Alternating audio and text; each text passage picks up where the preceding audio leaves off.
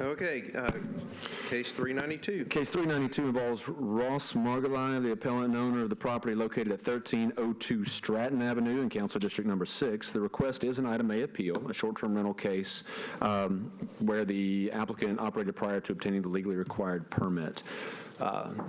Good, parties are present. You'll have the opportunity. Is there anyone here in opposition to case number 392? Seeing none, the appellants will have the opportunity to make a 10-minute presentation to the board if they need that entire time. Please introduce yourself by name and address and take it up with the board. Is that on? Great. Good afternoon. My name is Ross Margulis. I'm Leah Buttkamer, his wife. We live at 1302 Stratton Avenue. Just for the record, my last name is spelled Margulies. There's just a little... Staff apologizes both for pronunciation and spelling. That is okay. I never correct pronunciation. This will be a much simpler case, I think. My wife and I moved to Nashville recently. We bought our house in June on Stratton Avenue, and we, prior to that, had lived in Washington, D.C. for 8 years, where we operated an Airbnb in our house. We rented out a room and had done so. And so when we moved here, we did a similar thing. We were not aware of a permit process and became aware of that process on November, whenever we received our letter. I immediately came into the office, prepared all the documents, was denied the permit. At that point, was told to cancel all of our Airbnb reservations. So we removed the listing, refunded all of the bookings. So you did cancel everything after the date? Yes. And we are sorry. We did not know. It was a very different system than what we had in D.C. I also did not realize taxes, this is silly, but I did not realize taxes were not being taken out. In D.C., what happens is the individuals booking on Airbnb just pay the tax, and so I did not realize, but we plan to pay the back taxings. We apologize. It was never our intention not to be in compliance, and we're sorry. Right. Any questions? This is your primary residence? That's correct. Anything else to add? No, I think that's it. All right.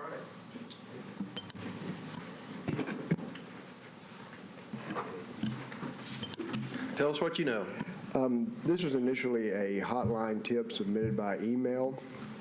It came in on October the 29th. The notification of violation letter was sent out on November the 11th.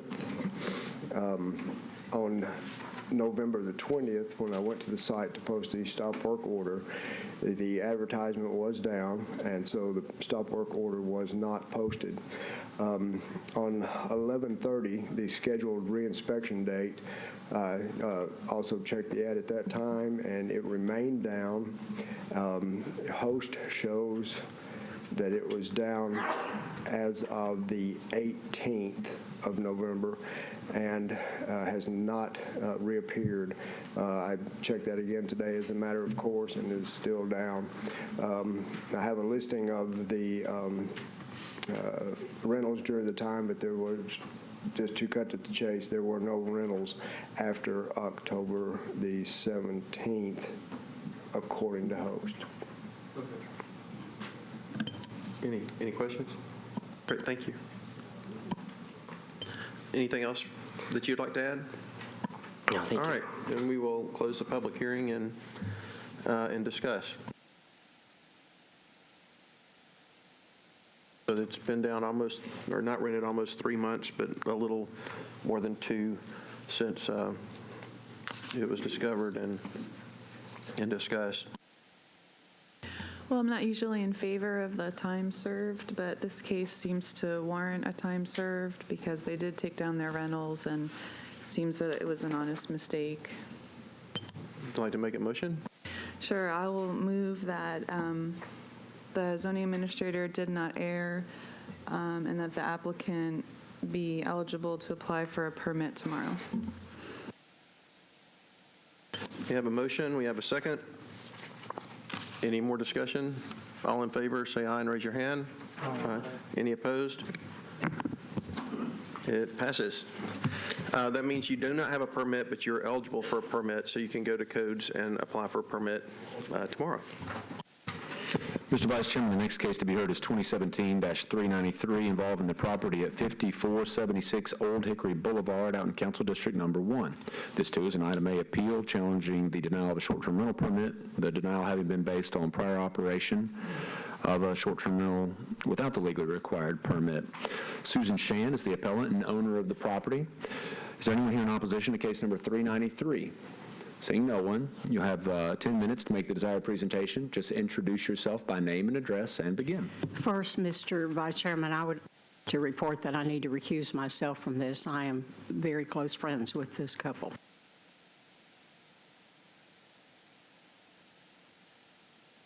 I have to hold it. Okay. Hello, Susan Sheehan. I live at 5476 Old Hickory Boulevard, Ashland City, Tennessee. And I got a notice from Metro Codes in October 27th saying that I was in violation. Prior to that, I started renting on Airbnb in late 2016, and I was frustrated because I wasn't getting much action. And I actually wished I was in Nashville. I wish I had an Ashland City address.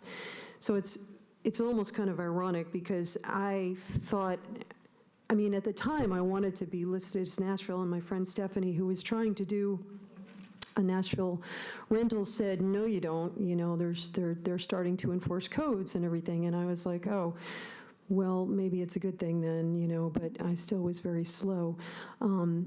So I continued to rent under the mistaken assumption that I was not required to adhere to the codes for Nashville residences. So stupid, I guess, you know, but I just didn't think that they applied to me because I'm in Ashland City. I mean, I'm actually, my postal address is Ashland City, so anyway, it's kind of funny because I actually thought that, you know, it was a good thing to be out in Ashland City. I made a joke about that, you know, to have that address as opposed to being in Nashville. But I have the letter, and then I immediately deactivated the ad on the site, and So you didn't think that you needed a permit, or you just said, oh, I live in Ashland City and that's a Nashville thing, and basically. And then how many, you said, let's see, when did you got the letter, the 27th? In October. And then did you stop renting as soon as you got the letter? I did. I deactivated the ad like the next day. Did you cancel any reservations that you had? Actually, I didn't have any on the books at the time, so I just deactivated, and that was that. Okay. And then I did, you know, so I got the instructions. I went to file for the appeal, and I got the instructions, and I contacted John Shire via email when he told me to give him monthly gross for 2017. So, and I compiled what I sent to him, my monthly gross and the total nights. I don't know if that's, I don't know if that's relevant to this or not, but I was trying to comply. I didn't know if I had to pay those before the hearing or what, but I just was trying to, at that point, do what I could do to make sure that now that I know I have to be in compliance, that I get in compliance. All right, and this is your primary residence? It is, and we're there all the time. We have had quiet, respectful, awesome guests. It's actually been really fun. Any questions for the applicant?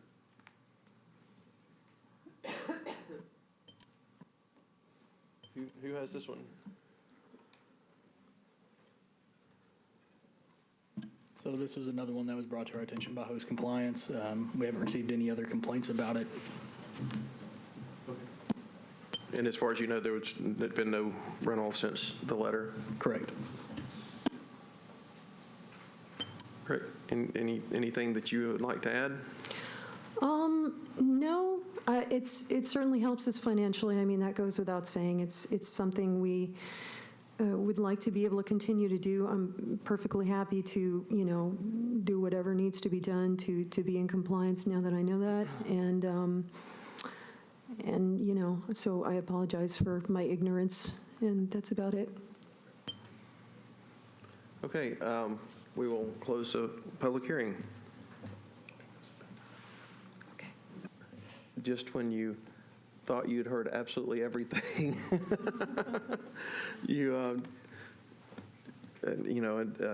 Ashland City versus Nashville, even though it's in the same county and governed by the same body, and yet it absolutely seems to make sense of why one might think that.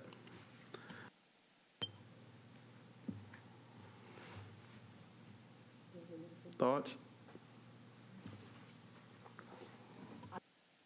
An egregious violation. I think she didn't have listings, but she took down the Airbnb the same next day.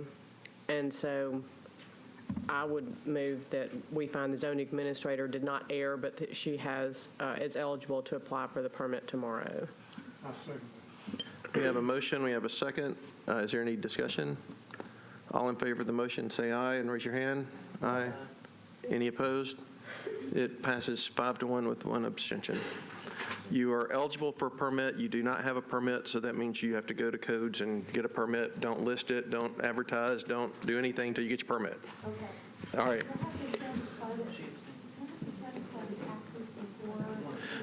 You can ask Mr. Osborne that, but that would be part of the process. I think that they do check to see if you're current, but they will know that process better. But you are eligible to go through that process tomorrow. Awesome, thank you so much. Mr. Vice Chairman, the next case to be heard is the final case to be heard today, with 397 having been deferred to February the 1st docket. We're left with 2017-398. This is a zoning case involving the property located at 2210 Mecca Drive out in Council District number 15, the Donaldson area. Aaron Smith is the appellant and owner of the property at that location, and the request is for a variance from the size restrictions in the RS10 zoning district for a previously constructed garage in addition to the side of the garage. The aerial map shown here gives a sense of the brown-roofed residence and exterior accessory structure. Site plan submitted gives a proposed layout with the Mecca Drive address being there at the bottom of this photograph. From my recent site visit, a view of the face of the property, just to the far left of this picture, you can get a sense of the accessory structure behind the main part of the house, a view up and down Mecca Drive at this location. I believe that your case file packet also has photographs submitted by a neighbor, which gives an idea of the view of that accessory structure from the rear, which of course was two property lines, so Codes Department staff did not enter upon the property to take any such photographs. You also have in your packet an email with yesterday's date from the District Council member, Jeff Syracuse, indicating his input on the case. The appellant is present. There is opposition present, and as a result, the appellants will have 15 minutes to make the desired presentation. I'll remind you that if you want to save any portion of the time for rebuttal, to save some out of this original 15 minutes, please introduce yourself just by name and address, and then make the desired presentation to the board. Hello, everybody. I'm Jeff Smith. I live at 3220 Knobview Drive in Donaldson, Tennessee. I'm here representing my father, Aaron G. Smith. He lives at 2210 Mecca Drive. My dad was hospitalized last week. He's home now, but it was just too much on him to get out and come down here today. So I've been helping him with this. He got a citation from the Codes Department for having cars on his property that were not registered. They're in the backyard in that view beside the garage. There was 7 cars total. Okay, so I came down and talked to the codes guy and asked him what we needed to do, Scotty. And he said, well, the only way you can keep them is if they're in a garage. They can't be under a carport and they can't just be outside. Okay, so I've made arrangements for 4 of them to be moved. But my dad is 88, and he's worked on cars all his life. He's got 3 1933 Hupmobiles, and that's what we're wanting to try to keep. He's got one of them completely apart that's in the garage. He's got the frame, and it's a 2.5-car garage right now. So he's got the frame, he's got the body off, he's got the engine out, and the garage is full. And he's got 2 more cars that are also 1933 models. He's been working on these cars for a while. He had an aneurysm about 12 years ago, and he's not able to get out a lot. But he gets up in the morning, puts his work clothes on, and goes out there and works on these cars. That's what he does. He's not able to. They leave and go to the doctor and go to church, and that's pretty much their routine. So looking at the standards for a variance, physical characteristics of the property, I can't use that. Unique characteristics, can't use that. Hardship not self-imposed, it probably was. He's had these cars for a long time, but privacy fence in the yard, most people don't even know there's a garage back there. It's not for money. He does it, has done it for a hobby. I don't think it'll be no injury to the neighboring property, no harm to public welfare and the integrity of the master development plan. I don't think any of that applies. I'm talking to the weights and balances side of you guys today. This is what keeps him going. What he wanted to do was add on to the garage. We're not going to violate any codes. We could put on just a little bit onto the front of the garage. Then he'd be able to keep all three of the Hupmobiles there where he can work on them. And that's all we're asking to do. Put gutters on them. The garage is one of the nicest ones in the neighborhood. He'll do it right. The money he's going to spend on this, he probably won't ever get back out of it. I don't know if these cars will ever make it to where they're going to be able to be registered. That doesn't matter. I'm just down here so he can keep doing what he's been doing. And that's really all I've got. So, I'm sorry, which house, is your house? The one with the circle drive. Okay, it's the one with the circle drive. And so it looks like the neighbor to the right has a lot of cars in their yard too. Is that the one with the green roof? Or is all Right. that your property? No. Just the one where the circle drive is. And we're wanting to come out and cover that area where the cars are right now, just a little bit out over the front of the garage. So your property isn't, No. See the white, see where the little red, it looks like all your neighbors have a lot of cars in their yard. well, we're just worried about 2210 Mecca Drive today. All right. But yours is the one with the blue tarp. See the blue tarp in the front blue of that tarp, garage? and I was going Right, you're right. to say giant garage in the yard, but I don't want to make, the very It's already the size. the very large outbuilding So that's already there. I mean, to go bigger, I had to have a what is permit. that? What is that outbuilding now? The outbuilding is the garage. And so, I mean, I guess It's a 2.5 car garage. That's not a very big house, and it's not a very big lot. That's right. I don't But know. I mean, your garage is about as bigger than the house already now. Well, like I said, that's a 2.5 car garage, and it's full. It's got a full bath in it. It's nice, but I mean, what he's wanting to do is extend it out. There's 2 garage doors on this wall that you're looking at right here, and he wants to come out towards the edge, towards the edge of the property line that way, with a roof and walls, and then he can keep the other 2 cars. There's a carport on the end of that garage. That's not all garage. There's a carport on the end of that. That's all roof, but it's not all garage. Now, there's a carport on the end that has one 33 Hupmobile under it, but that's not going to be able to stay. It's got to be in a garage with walls and doors and. So you're going to build, your proposal is to build out where the blue tarp is? Yes, ma'am. Okay. And how far will you be from the neighbor's property line? Well, there's a 5-foot setback, so we're not going to take up all that. We don't want to use all that, but there could be up to 5 foot. You have to be off the neighbor's line 5 foot. Well, now, one of the neighbors gave us a picture of a shed or something that. That's leaving. That's a shed that's in the back. That's going. We're tearing that down. That's just No, like that a is- 8. That's probably a 8 by 10 or 8 by 12 shed. We're going to tear That that was on down. the property line. That's on the back. It's behind the garage. You can't see it for the trees. Okay. Any other questions for the applicant right now? And No, so I just want to make sure for the record we're clarifying. It looks like you're trying to add a 19 by 42 addition, but you're also taking the what down? Well, there's a building that's behind the garage, but Okay. it's just like a tool shed. It's big enough Okay. probably to put a riding lawnmower in it and some gas cans. And that'll That's- be gone. Yeah, but that's behind the garage. And the carport stays? It's underneath that roof. That roof is Yeah. just like the house. I think I can Shingled see roof. it. And I guess, I appreciate the dilemma and what you're trying to do, but you're adding an 800 square foot garage onto an existing garage is what you're proposing. Right. Okay. It's just a really large garage. John, can you help us just understand why we're here in terms of the cars? Well, short answer is you're not. It's easy to get kind of lost in the conversation about the property standards case involving the cars. What you have is a question about the structure itself and the desire to add on to the structure. Under the accessory building floor area controls, we talk about accessory buildings like garages, some barns. Often it's just workshops for people or studios.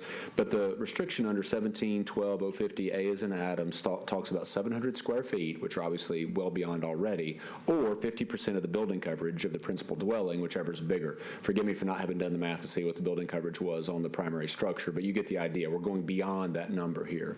So the board determines whether or not you have a hardship that is necessary to grant the variance to allow them to go beyond the maximum amount of accessory building floor area control with this project. And then, but and I was just, I know that the cars don't relate. The cars are his personal reason for saying, hey, I have cars on my dad wants to have his cars. But I guess the rule about that is you can't have but so many.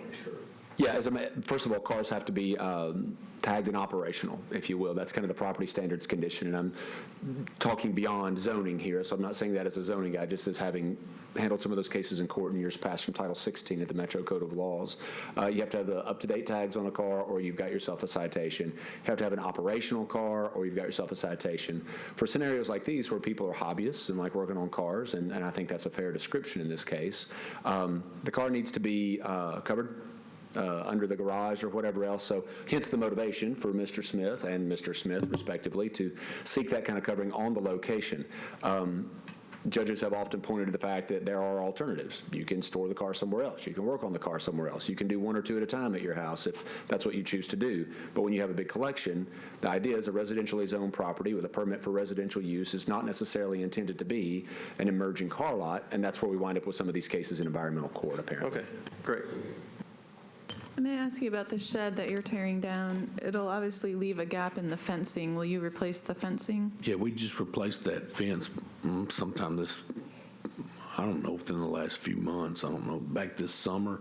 So we didn't there's never been a fence right there. That building's been there for a long time. So when the building goes, that's just part of what we were doing. That wasn't anything that code said we needed to do or anything like that. It's just that we're taking that out. But we'll put privacy fence up just like it's on both sides of it now. Okay, you'll fill in the gap. Sure. Mm-hmm.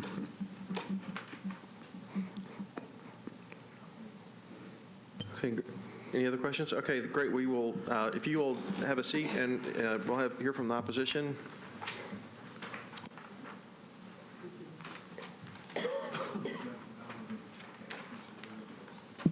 As a friendly reminder to the interested neighbors, it'll be 15 minutes shared, so please be respectful of other people's interest in speaking and not overly utilize that limited 15 minutes. You would, state your name and your address and tell us your thoughts on this case. Bill Montgomery, 2216 Weona Drive, 37214. My house is within 600 feet of his. And I'm not really in opposition. I'm just trying to clarify what this is going to be. Because when I read the letter, when I see you're going to construct a 19 by 42 addition to the side of the garage, it doesn't say he's building a garage. It says he's building an addition. Right. So, I mean, this neighborhood is pretty much like it was from the day it was built. I've lived there my whole life. I mean, there's stuff been remodeled.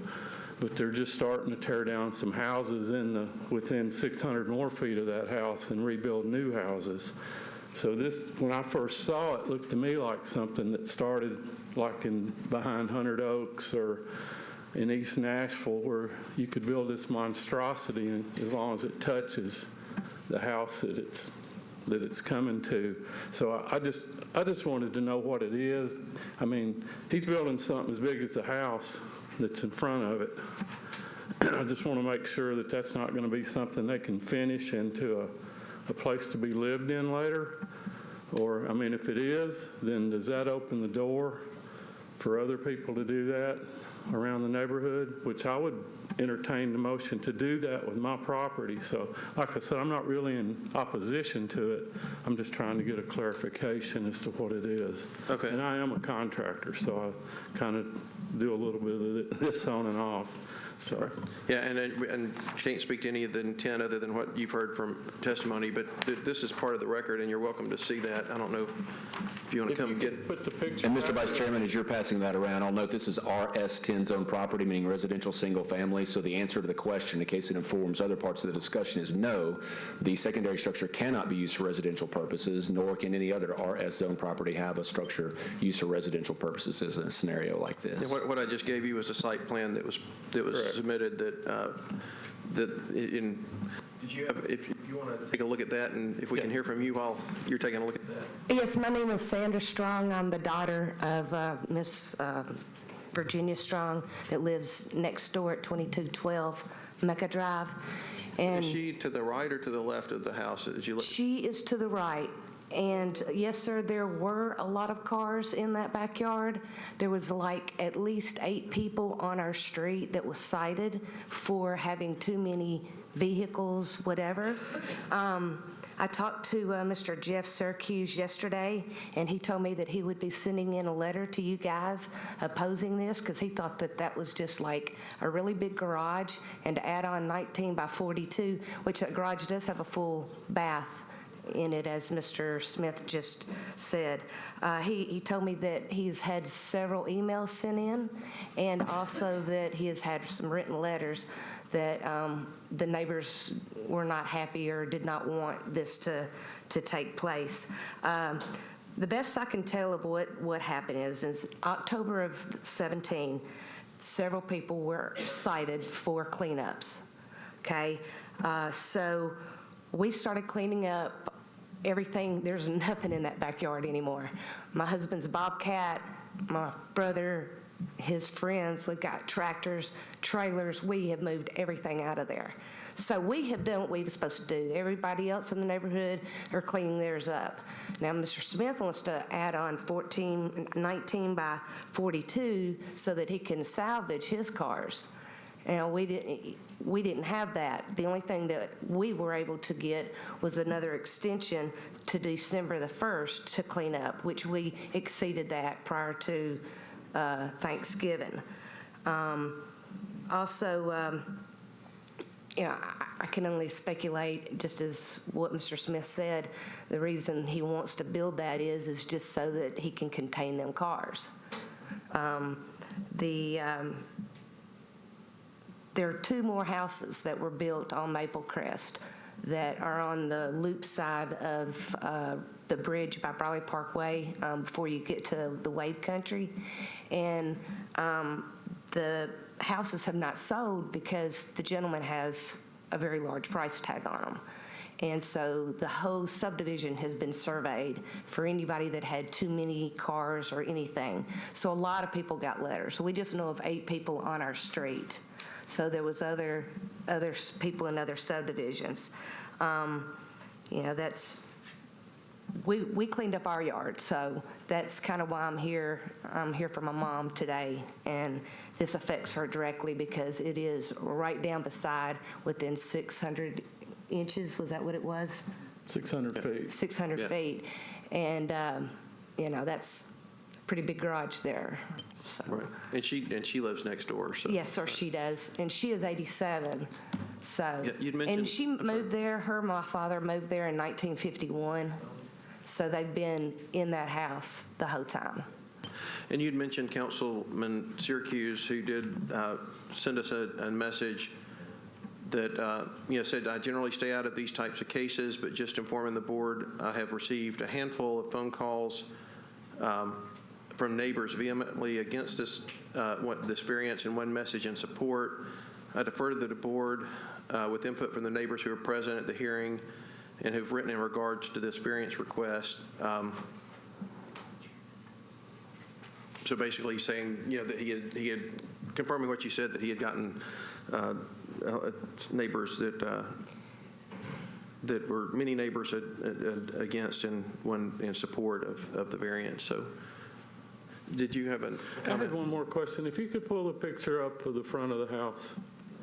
Hey, John, can you bring the front of the house? I'm sorry. From the street, yes.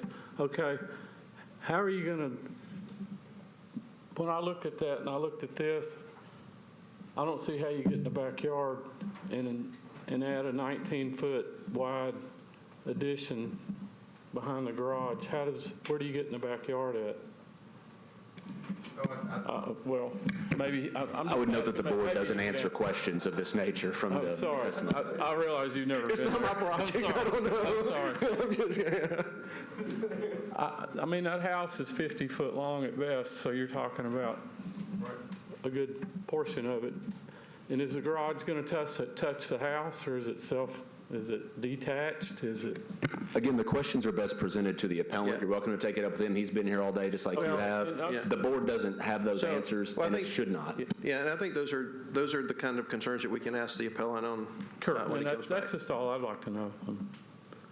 That's sort of. Don't have anything else to add? Just what type of effects it's going to have on our property value, what types of effects is it going to have when these big machines come in and start building this? Is it going to, we've had a situation before where like runoff has happened and things of that nature, so. Okay. And again, we don't have those answers, but we can note your concerns. Thank you. I have a question for the opposition. I just am curious, do you know Mr. Smith's dad that lives next door? Yes, sir. I know Jeff and I share a birthday. We literally have lived next door. My parents moved first in that neighborhood in 1951. His parents moved in. They moved to California for a few years, and then Jeff lived in that house. And then, I mean, yeah, we know a lot about everybody in the neighborhood knows everybody. Good. You're lucky for that. So do you know that his dad works on those cars? I know that his father had just recently gotten out of the hospital last couple of days ago. I know he goes to the mailbox. I know they go to the store, once a week or something, but with privacy fence, I cannot literally, without peeping through, to see what he really does. Do you know that those are older cars that are back there? Yes, sir. Yes, ma'am. I'm sorry. Were the cars that were at your mom's house, were some of those yours? Was she kind of holding some vehicles for other people? Yeah, well, we have a farm, and my father had some trucks and thought that we could salvage them. My husband is he does custom paint and has restored some of them, and we've moved them. They run now. Actually, they didn't even run, but he has spent a lot of time in doing what he did. The things that could not be salvageable, we pulled together like no other, and my family moved all that. Well, and so is your mom's opposition as to potential property value effect of just having this garage have an extension on it? I mean, that's a pretty big garage already, and 19 by 42. She's worried about, how much closer is it going to get to us? All right. Okay. Thank you. Thank y'all. Anybody else want to speak in opposition? And then we will have the applicant return. I'm sorry. Yes, sir. I'm sorry. One more opposition. Yeah, please come up and have a seat and state your name. Good afternoon. My name is Michael Doster. I live at 2212 Maple Crest Drive, 37214, and I received a letter about this hearing because I'm within 600 feet. And to tell you the truth, I don't really have a dog in this fight, but I was just concerned about runoff, or if there's going to be loss of the canopy, any trees going, and just being downhill from the property. I'm on the other side of Maple Crest, on Mecca, and that I'm downhill, which I'm not directly near it, so it's not going to directly affect me.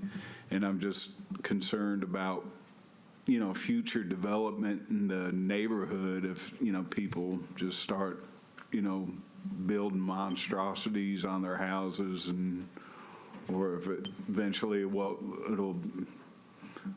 happened in like Green Hills or the Nations, if people are going to start building up with zero lot lines.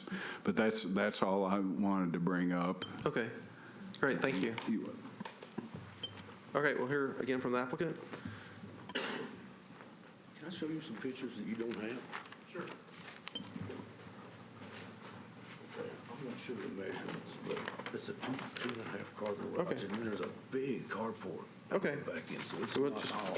If we could take testimony from the bench, it's fine to submit the pictures, Yeah. but we want to hear it on the record, please. Yeah, just say into the microphone what you just told me about, this is That's just a view of the- clarification of, that's these a are view of photos the of. garage. The square footage is not what it looks like from overhead. What you're seeing overhead is a huge building, but on the end of it, there's a big carport, so it makes the actual space that we could keep a car in a lot smaller than what you would think by there.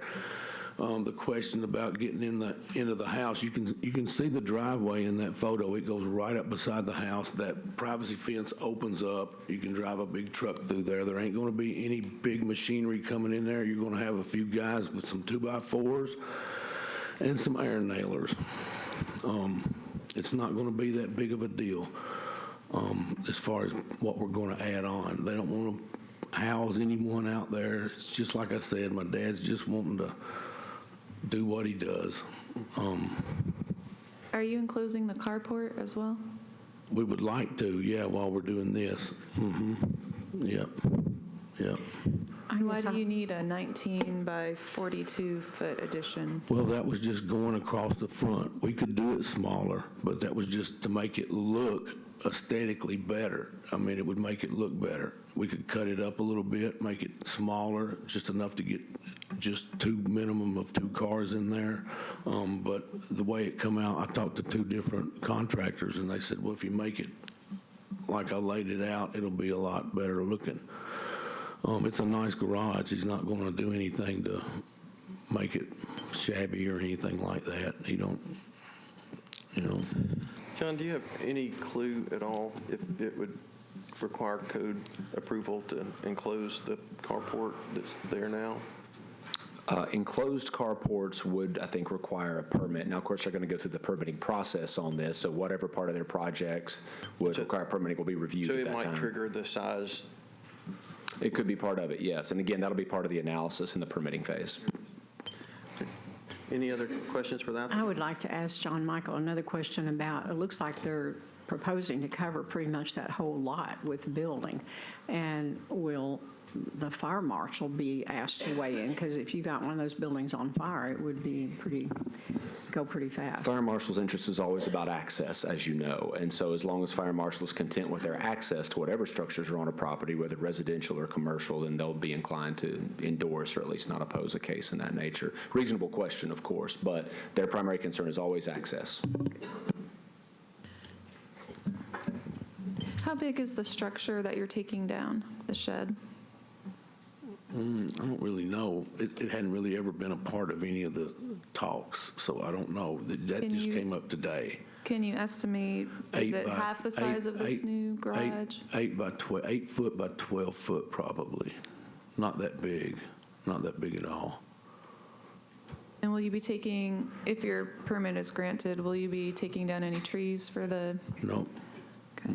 And you stated it before that you will not encroach on the code-required 5-foot setback, side setback. Right. But how far will you actually be from the neighbor's property line? Well, we're not sure. We want to go a little bit less. I would say probably about 8 foot from the property line. Our fence, 8 foot inside of our fence. Yeah. We're just wanting enough room on the front to where we can get two cars undercover. Do you know what the rear setback is requirement? Without glancing off the top of my head, point being, though, anything that would be built would have to meet the setback requirements for rear, side, and front, of course, and in the event that it did not, it would trigger another need for another variance and another visit to the board. It's 10 foot on the back. So I anticipate that they'll meet the setbacks in all likelihood. And again, if not, they wind up at the board. You should probably check that 10-foot, just to be sure you're not encroaching. We did. And It might be 20 feet. It's 10, and we've already got easements from all the electrical companies. At one time, they thought about putting an alley down through there. But years ago, when we built the garage, we got all those to relinquish their rights to it, and it was 10 foot. My friendly suggestion to you is talk with the codes department. Don't rely on the contractor. Just be sure. Oh, I did. I went to the codes. Yeah. I talked to a contractor. But we don't want too, you but- back. If you do build it, we don't want you back Right. here for I that. don't want to come back. Is there anything else that you have to add? No. Any other questions? All right, at this point, we will close the public hearing. Any thoughts? Say, I'm very empathetic to an elderly parent, especially a child who is, you're not a child, but the son of an elderly parent is my dad is, I think, a year younger than your dad, and I totally understand that. I'm struggling with understanding the hardship. Also, an 800 square foot addition, and all neighborhoods aren't the same, but, in my neighborhood, the maximum building size you can have, which is, I think, 900 square feet for a daydo. It may even, my architect friends know better, but that includes a 2-car garage and an apartment above it. And so this is just really and I get that it's not the carport, it's deceptively big on this aerial because of the carport. But that is to me the question is the hardship and yet being very empathetic with the desire. What about in this scenario, and I'm loath to do this, but these people, everybody's lived on this street for a long time. The councilman has weighed in, but I don't know that he's weighed in having a real idea of exactly what's going on. And I wonder if we gave the applicant an opportunity to speak directly to his councilman. May I open the public hearing just to ask him if he's done that? Any objection? Yes. We'll reopen the public hearing. Did you have an opportunity to speak to your councilman? I just called him on the phone and told him that I was going to be down here and told him that I was going, what I was coming down here for, but other than any of the details, no. I just told him I'm coming down there. They told me to call you. Okay. I'm wanting to get a codes thing, and that was it. Well, I'm just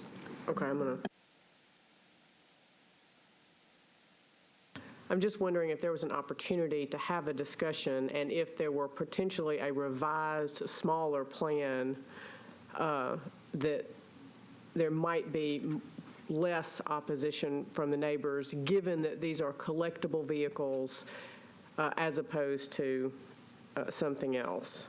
I don't know what y'all think. I just have that thought. Yeah, I mean, my initial thought was that there's no harm in closing the carport, but beyond that, I've got a problem with it just because I don't. It's already a substantive building, and I don't. We didn't ask the neighbors if they would be opposed to that, but it is. It's not increasing the footprint, and it's not really increasing the square footage or the use as long as it's a garage. And as we've heard from Mr. Michael, it's zoned unless the neighborhood is rezoned or that piece of property is rezoned. It can't have two houses on it. So, I mean that's what I'm inclined to give permission for today. But I'm happy if you think it.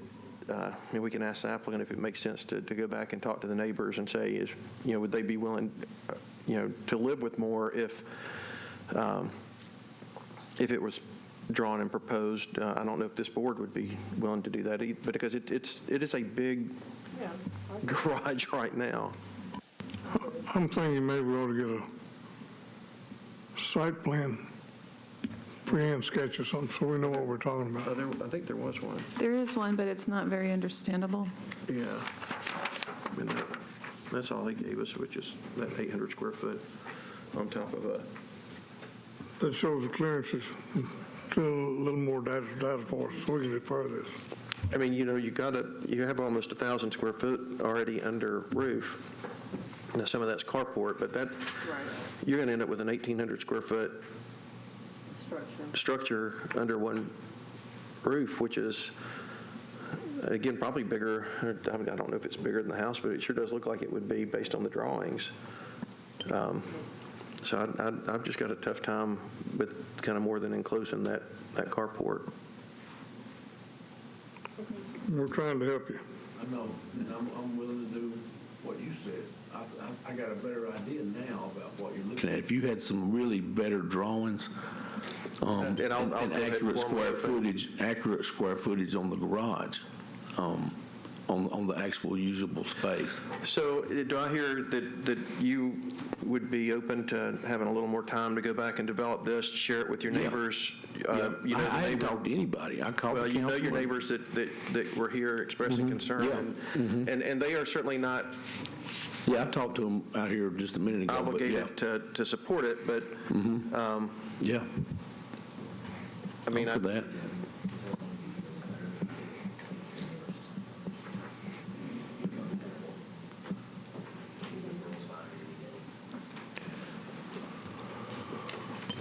I move that we defer till the next, when do we meet again? 118. January 18th is our next meeting. so Can you make that? What's the date? January 18th, Yeah, and 2 weeks from today. yeah. the, just for the folks that are still here, if it is deferred, it'll give you all a chance to discuss it. It by no means is any, we're not saying that you should or should not agree to anything. This is for you all to go back and get more clarity on what you'd like to do. I know that you may or may not be able to attend on the 18th. If you can't, then any letters that you submit to the code's office we know you've been here, we know who you are, and they will be taken seriously and as if you were physically here. So I don't want you to feel like that your voice wouldn't be heard again. And then the last piece is that any deferrals are at the top of the agenda. We've had a couple today, so I can't say that you would be first on the agenda, but you would be in the first 3 or 4 cases. You wouldn't have to wait the entire meeting. Opposition there. So did you? Now, just my biggest question was, is it attached or is it detached? Right, and so that's so right, and that the point of the deferral. And hang on 1 second, okay? Gentlemen, if we could have you stop talking for a minute while the board's still in session. Yeah, the point of the deferral would be for the applicant to provide you with that type of information and with more clarity so that you could form a more solid opinion based on better information. So if that's the case, we have a motion to defer until the 18th, and we can either, someone can second that motion, or we can talk about it more and make a decision on the case. I think maybe ask the applicant if that's sufficient time, and if so, Is there any way I could get a couple more weeks? That's pretty tight, 2 weeks. Is it any way? The next meeting date after the 18th is February the 1st. Is that better? That would be better. Thank you so much. Would you move to February 1st? Yep. I'm good with February 1. Yeah. Is there, all right, there's a motion on the floor and a second to defer this case to the 1st of February. Any other discussion? All in favor, say aye. Aye. Any opposed? The motion passes. This case will be reheard on the 1st of February. Is that at 1 o'clock? Yes, ma'am, 1 o'clock, just same place, same time. That concludes the board's business for today. Our next meeting will take place on January the 18th. What about these?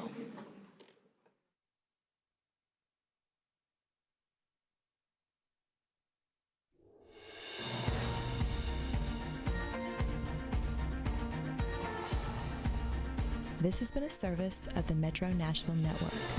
If you would like to see this presentation again, or for more information about this and other programs, visit nashville.gov.